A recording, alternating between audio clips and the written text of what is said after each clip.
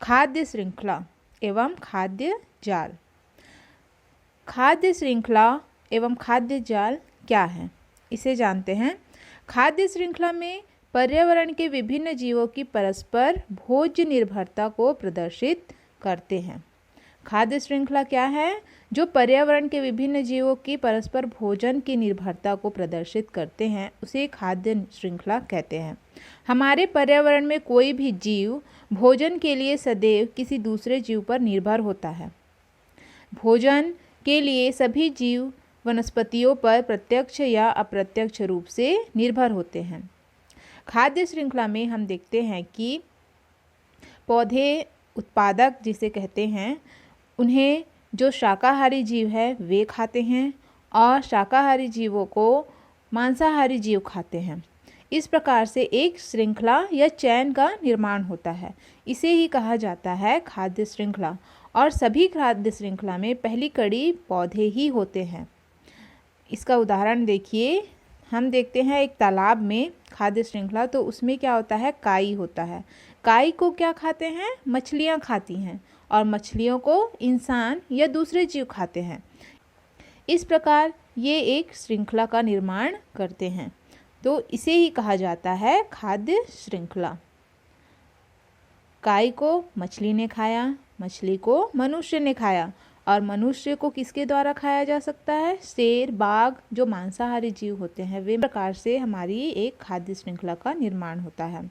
आइए इसका एक और उदाहरण देखें।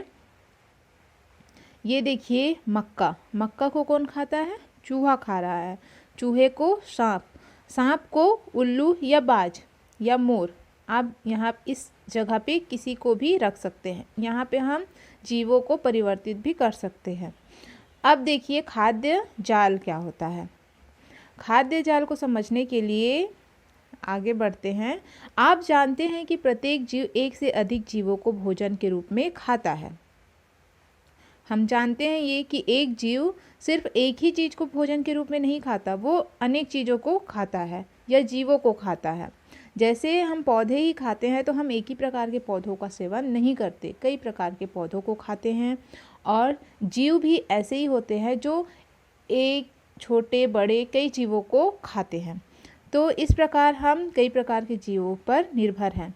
इस तरह एक ही जीव कई खाद्य श्रृंखला में रह सकता है, जिससे कई खाद्य श्रृंखलाएं आपस में जुड़कर एक जाल बना लेती हैं।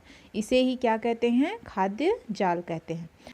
जैसे यहाँ पे देखिए उदाहरण दिया हुआ है, काई को मछली भी खाती है और छोटे कीड़े भी खाते हैं।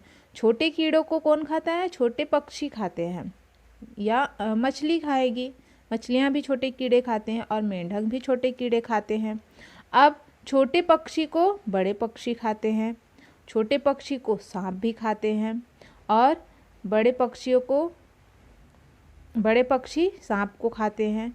इस प्रकार से देखेंगे तो यहाँ पे एक जाल का निर्माण हो जाता है। सभी एक दूसरे पर निर्भर हैं। मछली को देखिए, मछली को मेढक भी खा रहा है, सांप भी खा रहा है और मनुष्य भी खा रहा है। और मेढक को बड़े पक्षी खा रहा है, सांप भी खा रहा है।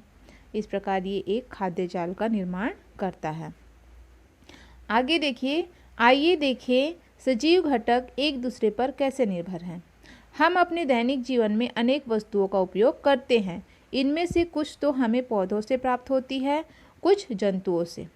सारणी 2.2 को अपनी कॉपी में तैयार कर उसमें पौधों एवं जंतुओं से प्राप्त होने वाली कुछ वस्तुओं का नाम लिखिए। ये जो सारणी दी हुई है, इसमें हमें उन चीज़ों के वस्तुओं के नाम लिखने हैं जो हमें पौधों से और जंतुओं से प्राप्त होते हैं, है ना। हमारे दैनिक जीवन में बहुत सारी ऐसी चीज़ें हैं जिनका उपयोग हम करते हैं, वे हमें किससे प्राप्त होते हैं? पौधों से और जंतुओं से। तो कौन कौन सी चीज़ें हैं जो पौधों से और जंतुओं से प्राप्त होते हैं? चलिए इस सारणी में भरते हैं। देखिए, पौधों से प्राप्त होने वाली वस्तुएं हैं फल, सब्जी, लकड़ी और भी बहुत सारी चीज़ें हैं जो हमें पौधों से प्राप्त होते हैं, जैसे वनस्पति घी, रेसे। ये सारी चीज़ें पौधों से प्राप्त होते हैं जिनका उपयोग हम कुछ अन्य सामग्रियाँ, वस्तुएं बनाने में करते हैं। जंतुओं से प्राप्त होने वाली वस्तुएं हैं दूध, अंडे, ऊन आदि, भोजन के अलावा अन्य चीज़ों के लिए भी जंतु पौधों पर निर्भर होते हैं। जैसे पक्षी अपना घोंसला पेड़ों पर बनाते हैं। कई कीट पतंगे भी पेड़ों पर रहते हैं। कई फूलों में परागण की क्रिया कीड़ों और छोटे पक्षियों द्वारा होती है।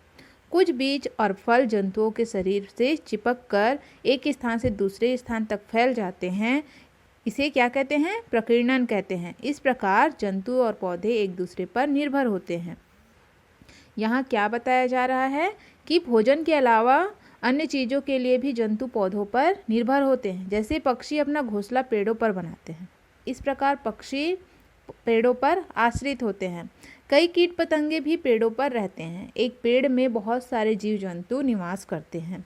कई फूलों में परागण की क्रिया कीड़ों और छोटे पक्षियों द्वारा होती है। जो भौरे होते हैं, मधुमक्खियाँ होती है, वो फूलों का रस चूसने जब चाहती हैं तो उसमें परागण की प्रक्रिया होती है। उनके पैरों में जो फूलों के परागण होते हैं, पराग होते हैं, वो चिपक जाते हैं और वो दूसरे फूलों पे जाके जब बैठते हैं तो इस प्रकार एक फूल से दूसरे फूल तक पराग का पहुंचना ही क्या कहलाता है? परागण कहलाता है। कुछ बीज और फल जंतुओं के शरीर से चिपक कर एक स्थान से दूसरे स्थान तक फैल जाते हैं। इसे ही क्या कहते हैं? प्रकीर्णन कहते हैं। इस प्रकार जंतु और पौधे एक दूसरे पर निर्भर होते हैं।